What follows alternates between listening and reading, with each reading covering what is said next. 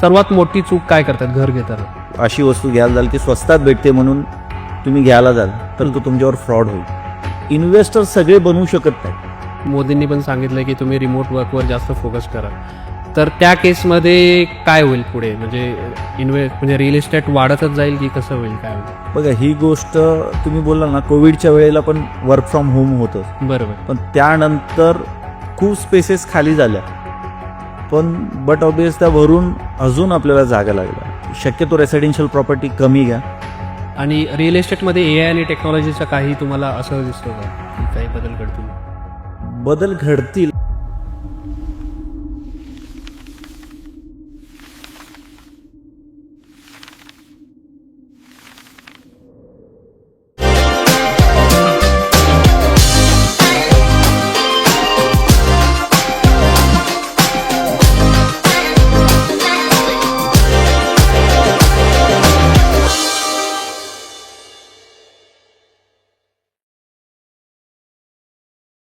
नमस्कार मित्रांनो, माझं नाव अक्षय आणि तुमचं थिंकिंग थ्रूमध्ये स्वागत आहे.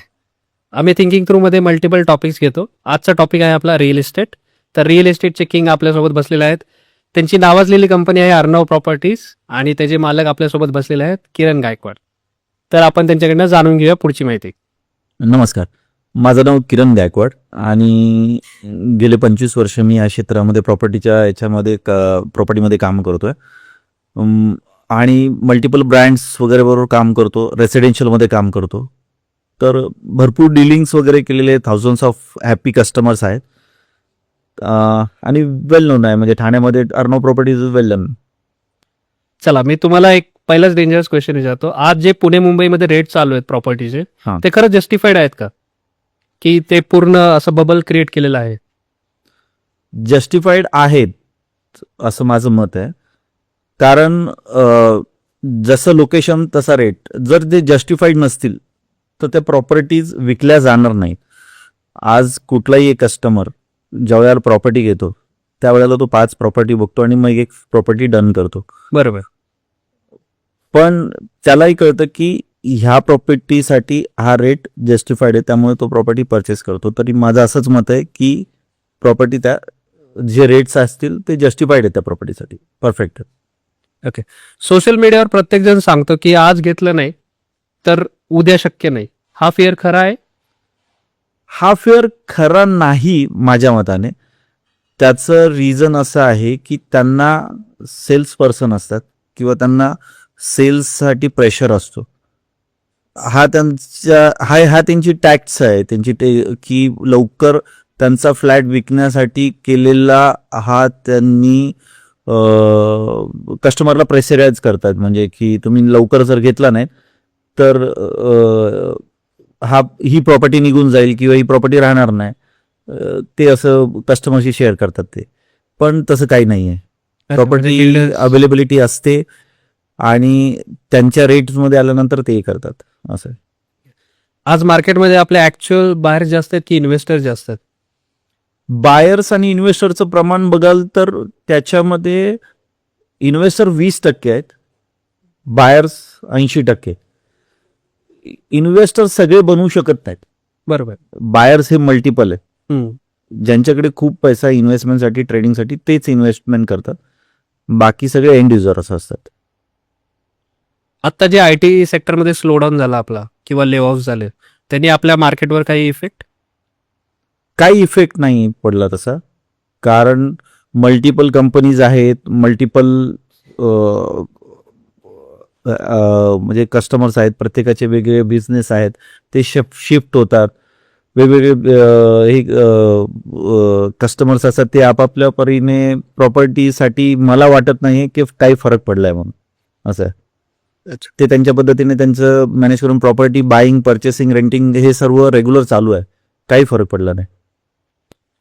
आत्ता जे लोक म्हणतात की बिल्डर्सकडनं खूप आर्टिफिशियल स्कॅरसिटी बनवली जाते, ते तुम्हाला काय वाटतं त्याबद्दल? कशाच्या संदर्भात स्कॅरसिटी? म्हणजे की लोकांना घाबरवलं जातं की आत्ता म्हणजे हा रेट आहे, थोड्या दिवसांनी तुम्ही आले तर तो रेट खूप जास्त वाढू शकतो, किंवा आत्ता इथे अवेलेबिलिटी खूप कमी आहे. पण ऍक्च्युअली रेरामध्ये जर तुम्ही बघितलं तर ऍक्च्युअल अवेलेबल फ्लॅट्स खूप जास्त असतात, पण सांगता फक्त 2च बाकी आहेत. तर त्या केसमध्ये तुम्हाला काय वाटतं?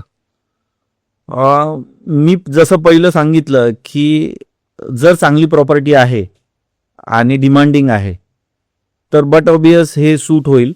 बट मी पुन्हा बोलेन की जर बजेट, लोकेशन आणि रेट्स आणि याच्यावरती डिपेंड आहे ती प्रॉपर्टी किती फास्ट मुव्हिंग असते.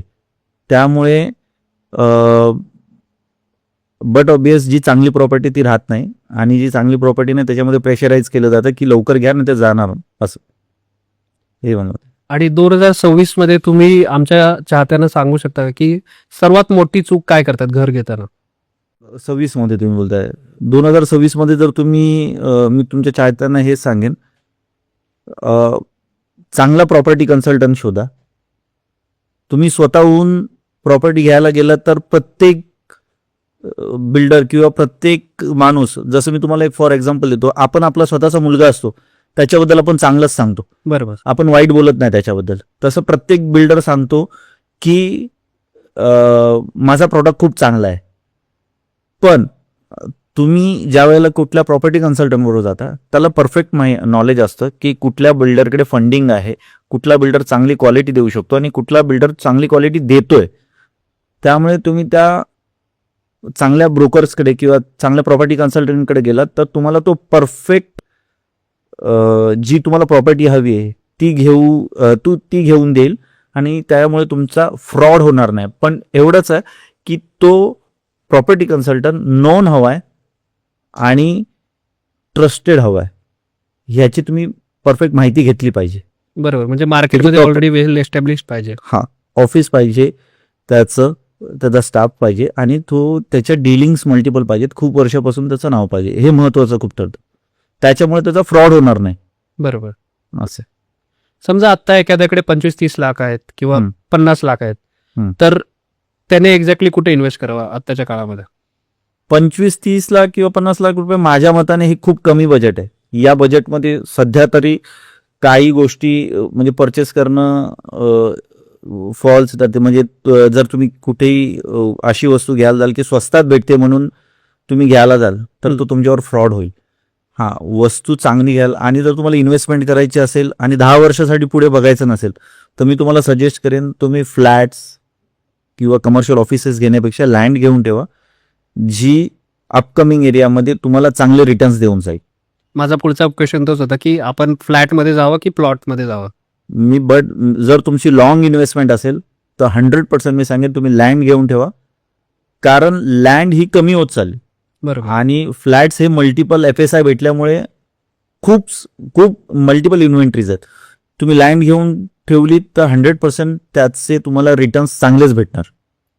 आणि आता आपण जे बघतोय की सामान्य लोकांसाठी जे अंडर कन्स्ट्रक्शन जे बिल्डिंग्स असतात तर ते त्यांना वर्थ इट आहेत का? Under construction yes. Under construction बिल्डिंगमध्ये तुम्हाला काही गोष्टी चेक कराव्या लागतील. मी जसं पहिलं बोललो की चांगला प्रॉपर्टी कन्सल्टंट जर घेतलं तर बरोबर.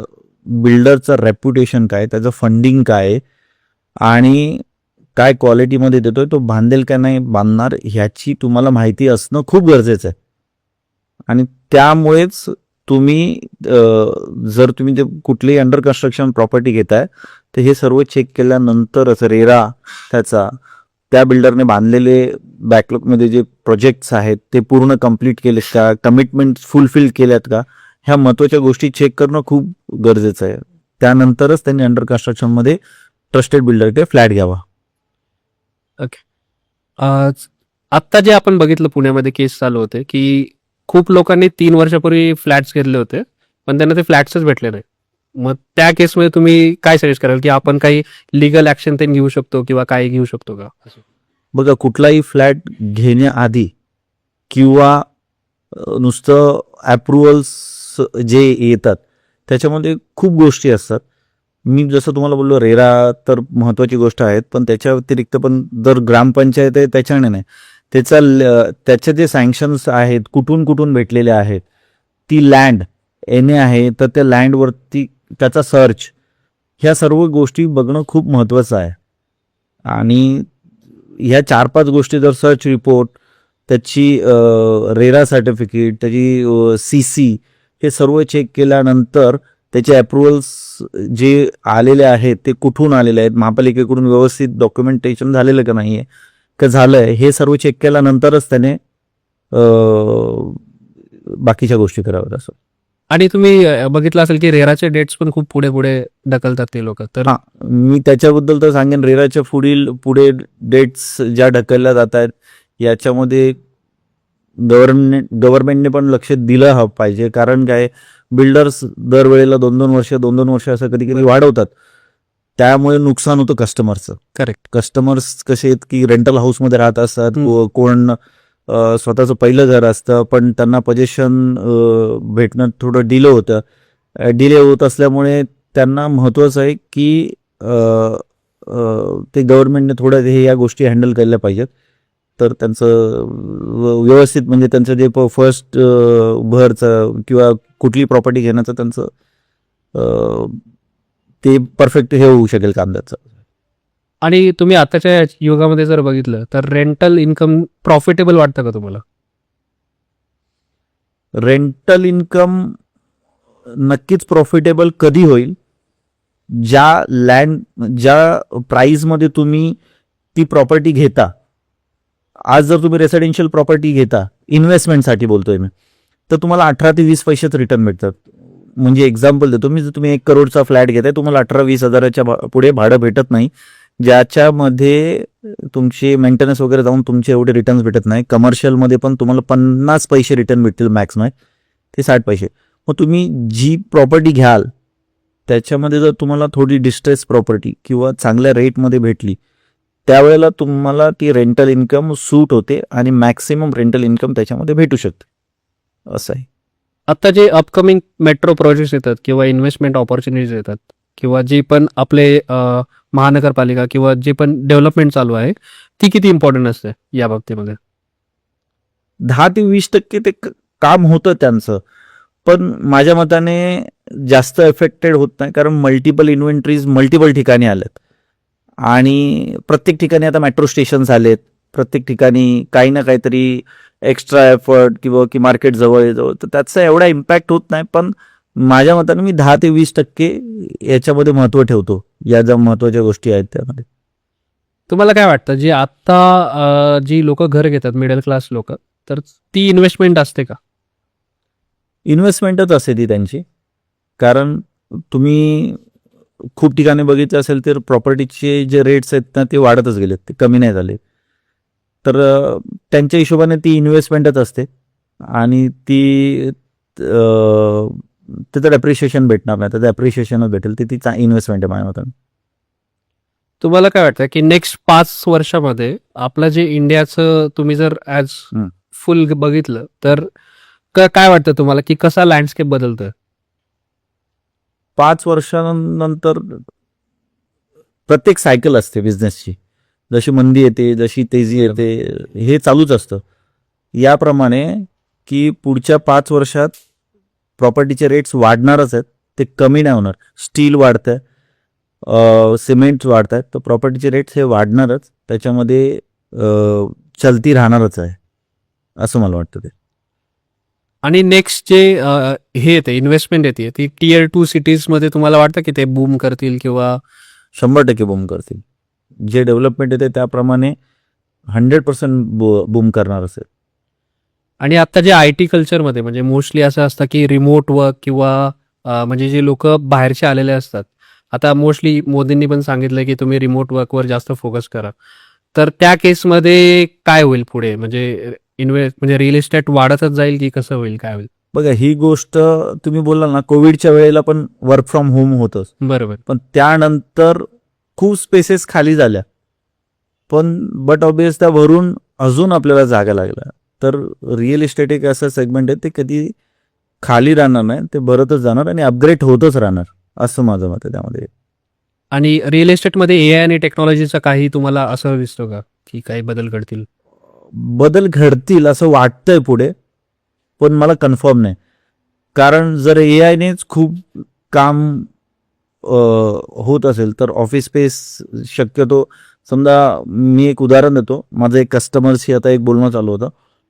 तो बोलत होता की किरण, मेरा कॉल सेंटर है, 1000 एम्प्लॉई है मेरे पास, बट अभी एआई का ऐसा टेक्नोलॉजी है जो ऑटो कॉलिंग होता है, ऑटो डेटा कलेक्ट होता है, तो मुझे इतने आदमी लोगों की ज़रूरत नाही पडेगी. तर त्यावेळेला मला असं वाटलं की एआय आणि याच्यामुळे थोडासा फरक पडण्याची शक्यता आहे. होऊ शकतं तसं. 2026 ते 2030 यामध्ये तुम्हाला कुठे मोठी ऑपॉर्च्युनिटी दिसते? 2026 ते 2030 मला 2 ठिकाणी अपॉर्च्युनिटी दिसते. एक नाशिक रोड साईडला पण गोडाऊन्स बांधतायत त्याच्यामध्ये, आणि पनवेल खोपोली जिथे नवी मुंबई तिसरी बसणार आहे, बरोबर. एअरपोर्ट्स आलेले आहेत, तर इन्व्हेस्टमेंट ती आज केली की ती 5 ते 7 वर्षानंतर त्याला चांगले रिटर्न्स भेटतील असं मला वाटतं. प्रॉपर्टीमध्ये पैसा लोकेशनमुळे बनतो की टायमिंगमुळे?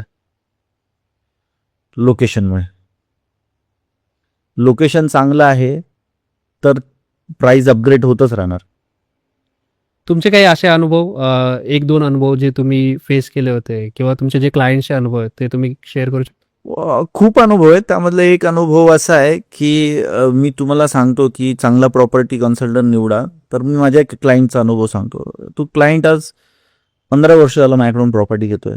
त्याने एक पेपरामध्ये ॲड वाचली की 1 डे डील, तुम्हाला एक चांगली प्राईस भेटेल. त्याने 3 BHK तिथे बुक केला.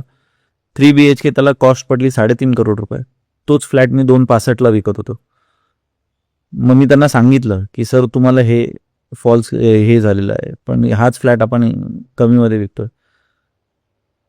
त्यावेळेला त्यांना रिअलाइज झालं की हां, आपल्याला प्रॉपर्टी कन्सल्टंटकडून जाणं गरजेचं होतं चांगल्या, की माझे ते जे मी त्याचे 2% त्यांना तर नवीन कन्स्ट्रक्शनमध्ये 0% द्यावे लागतात आम्हाला, पण त्यांचं ते खूप मोठं नुकसान झालं त्याच्यामध्ये. कारण एकदा बिल्डरने प्राईस कोट केली आणि त्यांनी जे टोकन दिलं तर ती फ्रीज झाली. मग त्याच्यामध्ये काय करू शकत. हा माझा एक अनुभव मी तुमच्याशी शेअर केला त्याचा. चला.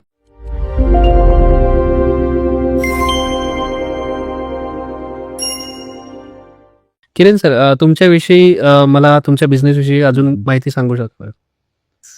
माझ्या बिझनेसविषयी माहिती मी तुम्हाला सांगतो. माझ्या ठाण्यात 2 ऑफिस आहेत.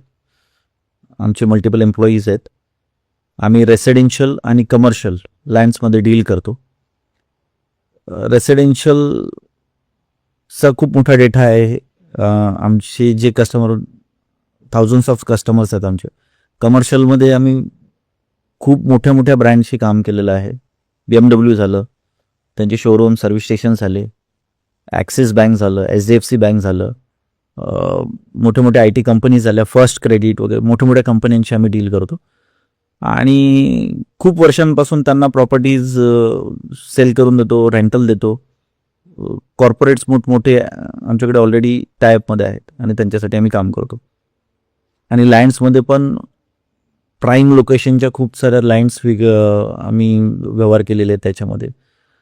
तर आणि जुने कस्टमर आहेत, 20-25 वर्षापासून ट्रस्टेड कस्टमर आहेत, ते कुठे जात नाहीत, ते डील आमच्याकडूनच करतात असे. बाकी आमच्याकडून जर तुम्हाला आमच्याकडून जे व्यवहार झालेत ना त्याच्यामध्ये आत्तापर्यंत 1% पण कुठे फ्रॉड किंवा काही केस असं काही हे झालेलं नाही आहे. आमचे रूल्सच आहेत ते की आमचे जे आलेले क्लायंट्स आहेत किंवा आम्ही व्हिजिट करून आम्ही सर्व चेक करतो. प्रॉपर्टीची सगळी डिटेल, लिगॅलिटी वगैरे सर्व चेक करतो आणि नंतरच ती मार्केटमध्ये काढतो. त्याच्याशिवाय आम्ही मार्केटमध्ये काढतच नाही. कस्टमर कमी हँडल करतो पण क्वालिटी फक्त देतो. हे आमची कंपनीची पॉलिसी आहे. म्हणजे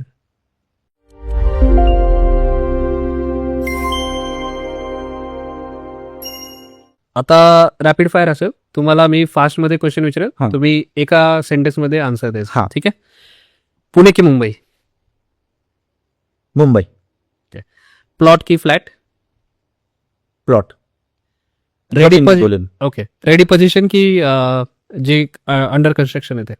ॲप्रिशिएशन पाहिजे असेल तर अंडर कन्स्ट्रक्शन, आणि ॲप्रिशिएशन एंड युजर असाल तर रेडी पोझिशनमध्ये. लोन की कॅश? शक्यतो कॅश. लक्झरी की affordable? Luxury. Best investment under 50 lakhs. Land. Worst mistakes investor make. Investor makes worst investment. त्यासाठी त्यांनी प्रॉपर्टी कुठली घेण्याच्या आधी घाई नाही करायची. प्रॉपर पेपर्स चेक करूनच डिसिजन घ्यावं. आणि 10 वर्षांसाठी कोणती सिटी येते तुम्ही बघताय की 10 वर्षानंतर खूप डेव्हलप असत. ठाणे. आणि एक financial advice for a youth. For a youth शक्यतो रेसिडेन्शियल प्रॉपर्टी कमी घ्या. रेसिडेन्शियल स्वतःचं घर एकदा झालं तर सेकंड इन्व्हेस्टमेंट कमर्शियल शिवाय करूच नका, जी तुम्हाला चांगली रेंटल इन्कम ठेवेल. आणि इन्व्हेस्टमेंट रिअल इस्टेटमध्ये करत राहा.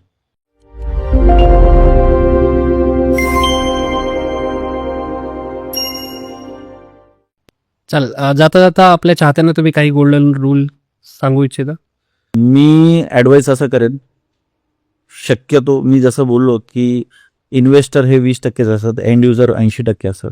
जी पण प्रॉपर्टी घ्याल ती लालचमध्ये घेऊ नका, अभ्यास करून घ्या आणि चांगल्या प्रॉपर्टी कन्सल्टंटकडून घ्या, जेणेकरून तुमचा 100% फायदाच होईल.